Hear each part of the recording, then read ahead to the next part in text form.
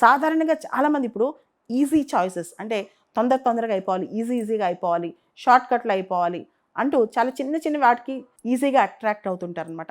ఏదైతే కఠినంగా ఉంటుందో, ఏదైతే హార్డ్‌గా ఉంటుందో దాన్ని చూసి ఇదంతా హార్డ్‌గా ఉంది కదా! మనం చేయగలం అనుకుంటారు. కానీ ఎప్పుడైనా మనకి ఏదైతే టఫ్ థింగ్ ఉందో, హార్డ్ థింగ్ ఉందో దానికి టైం ఎక్కువ పట్టినా, చాలా సమయం పట్టినా అది గనక మనకు మంచి చేస్తదనుకుంటే దాని వెనకాలే మనం పరిగెత్తాలనమాట.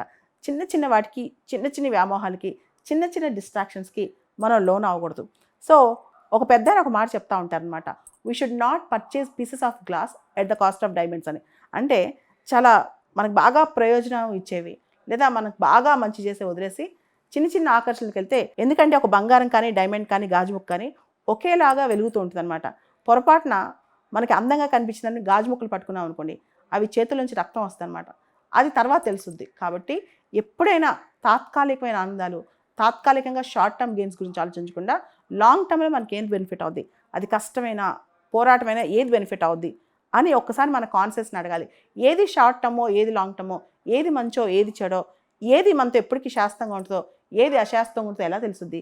అది ఖచ్చితంగా ఒక్క నిమిషం మనం మన కాన్షియన్స్‌ని, మన అంతరాత్మని అడిగితే మనకి ఏది మంచిదో, ఏది ధర్మమో, ఏది మనకు న్యాయం చేస్తుందో, ఏది మనతో పాటు జీవితాంతం ఉంటుందో అవన్నీ మనకు అర్థమవుతాయన్నమాట.